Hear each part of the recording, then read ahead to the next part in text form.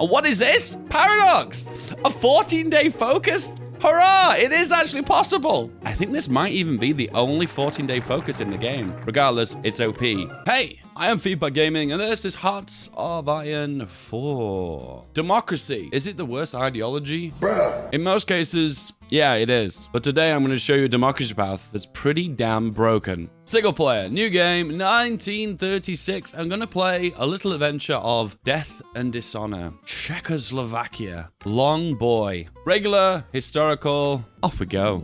So, the focus tree for Czechoslovakia, the one forgotten focus tree. And it's not too advanced, but one thing it is brutally strong. Democracy, political power, war support, defense, research, free extensive conscription. Oh my, democracy is getting some sweet goodies. But not only that, we're democratic and we have the option to declare war. So strategic decisions. Strategically eliminate neighbors, maybe? So if you want to go for the achievement, this is the perfect way of doing it. This is how you will get Munich disagreement, where you have to occupy Munich as Czechoslovakia. You can either occupy it in war or take it in a peace conference. Either way works. Yes, and I know, yes, you can form Austria-Hungary as Czechoslovakia. And yes, I know there's another achievement where you take out Australia as Czechoslovakia. But we'll save that for another video. Today, we'll keep it simple. Democratic Czechoslovakian powerhouse. Oh yeah. I love democracy. First of all, we're going to drop ourselves a civilian factory right there and one there as well. Just two to begin with. And then at this point, we'll start building some other stuff, such as one of those, and one of those. Yeah, there we go. So a few cities to begin with, and then moving on to military factories. That seems about right. Grab the whole of the army, move the boyos here, convert them all to standard infantry, and then we'll merge them up very shortly. You know how this works. Girders, wrenches, and synthetic oil experiments. Well, that's different. So there's a really high chance you may get completely cut off from the Allies. In that case, you can't import rubber or fuel, well, from anyone. If that does happen, this is going to become in handy. And when it comes down to the factory, we don't need light tanks. We're going to make a few fighters, just a handful, 2 to begin with, and a little bit of artillery. Perfect. Air Force, pop the babies here, merge them up, exercise to level 3. Off we go. And of course, I made you aware that the one division trick is dead, but this is the closest thing we get to it now. We can consolidate our army and then exercise indefinitely to gain a nice amount of experience. It's not a massive amount, but it gives us 7-2s early on, so that's pretty good. But remember, only exercise divisions that are purely just infantry. Any artillery, it's just a waste of equipment. I would not recommend. After strategic decisions are made, then we need to think of an entente of our own. The little entente has lapsed in recent years, but it could yet rise yet again if our former allies are willing. Are they willing? Will it matter? Probably not. Partial mobilization, and we are going to promise peace.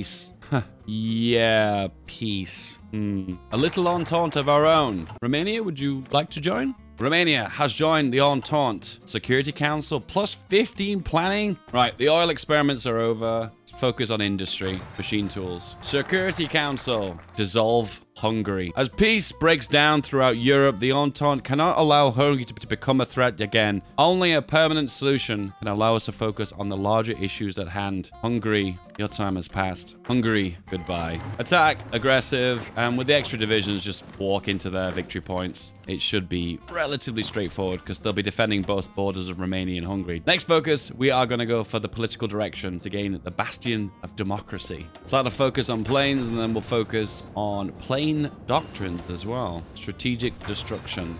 Just wiggle around the front line. Eventually they'll form gaps, and then this will happen. So I think we'll just take northern Hungary, and yeah, okay, we'll take Alfold as well, and yeah, that one as well. Okay, yeah, I think we'll just take all of Hungary.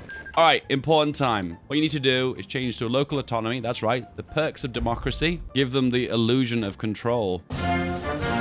And then give them the horses. And no reconnaissance. There we go, perfect. Come back home, exercise indefinitely. Bastion of democracy. We can also go for Prince of Terror. We can also go free trade. And also make sure to focus on getting those garrisons sorted ASAP. Now we need to wait for a little bit of democracy to tick up. We need 70% democracy. So in the meantime, what we're going to do is industrial legacy. All right, we're going to spam as many divisions as we can. And then we can convert them to divisions we want to use. We've got like 50 army experience. So that's enough to make the division template that we need. The grand battle plan. The path that no one goes down for their doctrines. It is quite useful for the first this one, though, because that 25% entrenchment is a free engineer for every division. So who doesn't like free? We're going to go down the path of Czech-Slovak relations to form a united population. Czechs and Slovakians, natural friends, lovers, right? Who agrees? Time for an agency. This will give us the defensive advantage against Germany. Then hop onto localized training centers because we need German spies, double agents, and we'll go for elusive gentlemen. And to top that off as well, artillery design is always useful. Once you got your localized training centers, hey!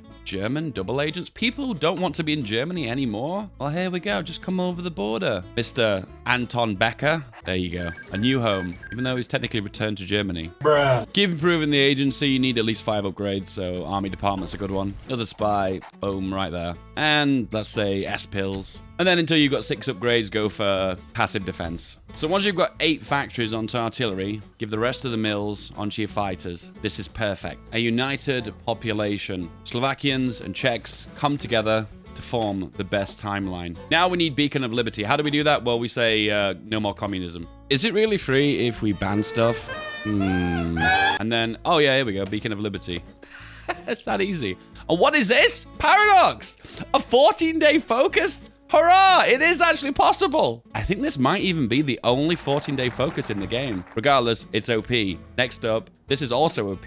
Extensive conscription for free, which steps us up 2 levels of conscription, saving us 300 political power. And oh boy, you're going to use this. And what's that? 6 upgrades in your spy agency? That's right. 3 spies. Here we go. My advice is wait for the decision to recruit another German spy. You build a network quicker, so it's always worth. German spy. Recruit from the German Reich. Pop you on Austria. Make lots of divisions. Convert them all to big infantry. Make a front line with your field marshal, which is you press Z for the front line, then hold shift and left click on the front line. This is a universal front line for all generals and all armies. Easy. Go, go, go. Off you go. Also, more military factories. You can never have enough, right? There we go. At the same time, we're going to build fortifications, which gives us free recruitable manpower. Gee, thanks, Paradox. And oh dear, Germany wants Sudan. Not without a fight. Thank you very much. At least 48 divisions should be enough to hold back the Germans early on. Once you've got enough guns, it's time to go for the proper division. The one we've always really wanted to go for, and that is a 7-2. Just a raw vanilla 7-2 to begin with. Then we can work and add on more stuff as the game progresses. Have we got enough artillery? Of course we have, because we've been making enough throughout the game. Chamberlain, why have you forsaken me? We're still saying no to the Germans anyway. We'll never surrender.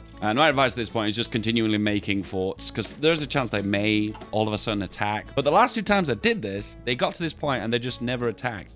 Maybe it's based on the amount of divisions you've got on the front line. I'm not certain, but in this case, they never attack. So just chill. It's all good. So you probably wondered, why did I attack Hungary? These are the really important events, guys. The Germans are like, yeah, so you didn't give up Sudan, but will you just give up the entirety of your sovereignty? The game will end for you. Wow, top gameplay. Yeah, we'll resist, which gains us nothing. One thing I always forget about is that when you're building an intel network and you're 100%, there's nothing else to gain. So you're better off just put them on quiet intel gathering. Means the strength of the intel network never gets lost, but it means they'll never get caught either, so you don't have to worry about pulling them out of prison. And they've declared war on me. Coincidence? I think not. From now on, our task will be to exterminate every single German. Anyway, resume your normal duties. Now we can focus on arms exports, which gives more production efficiency growth, which is incredibly OP. The Romanians would like to send us some guns. Ooh, that's very nice of them. It's important to do war propaganda against Germany because more war support means more defense on core territory. If we are defending and losing, might be a good idea to go for army defense, but right now I'm going to hold off on that because I'm probably going to just switch it over to army offense. If you want the best of both worlds, maybe the army recovery rate guy is for you. At the moment though, I think I'm going to go for logistics and war economy. Save fuel. My recommendation is put them on interception, meaning they'll only fly if they see enemy bombers that could potentially be shot down. Otherwise, they'll stay on the ground. That way, you'll save a lot of fuel. And what's next after arms exports? Export subsidies. Reduce consumer goods by 5% and also makes guns cheaper. Both really, really strong. Okay, I'm going to disband my faction now. If Romania is in your faction, just kick them out. It's important at this point you're in the allies, so just wait for your invitation. Another army. And then equal access guarantee, which adds more production efficiency growth. Very strong. Czechoslovakia stands alone against the entirety of the Axis.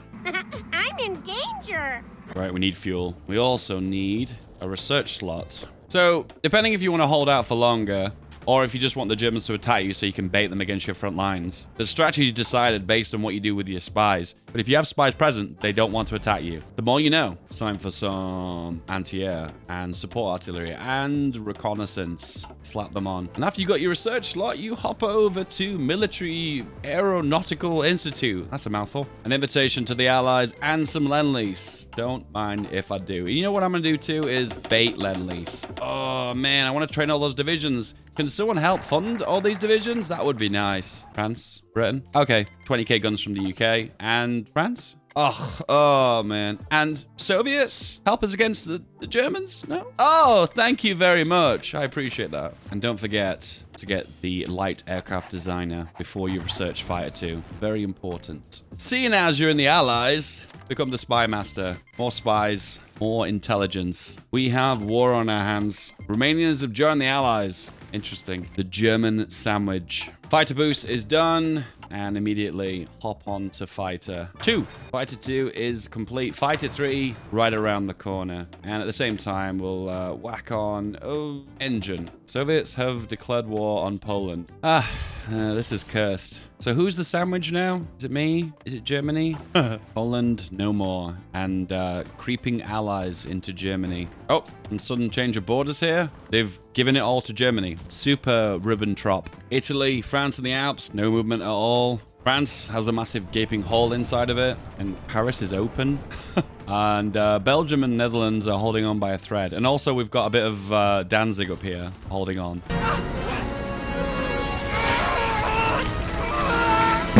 It's reached the time where I have to build refineries. I'm not at war with the Soviets, so I can get fuel from them, but just a little bit of rubber is going to be worthwhile. And it's kind of insurance, because if I do get cut off and at war with the Soviets at some point, I'm going to need that little bit of rubber and a little bit of fuel. An attempt to break out. Let's do it. Attach the air wings on. Off you go. Oh, wow, this is actually surprising me. There's some clear gains here. Okay. Munich disagreement. It's looking likely. Damn, not looking very good. Oh dear. Encirclement of Vienna. Encirclement in Poland. Sure. Encirclement east of Nuremberg.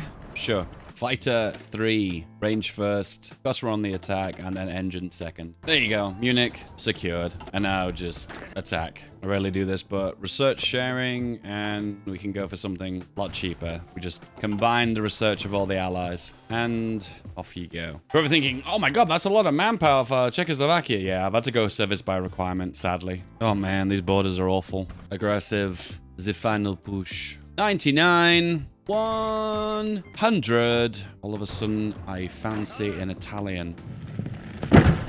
Pizza time. That is beautiful. You may not agree, but this is what peak performance looks like. Done. Grab a little bit of this. A little bit of this. No real set pattern. Just picking states that, take my fancy, Some of them have got good resources. Some of them have got quite a few factories in them, Operation Unthinkable. In this timeline, it's thought about and it's been done. It's going quite well. Join the United Front. Off you go, lads. I really like that Czech Motorized is just a car.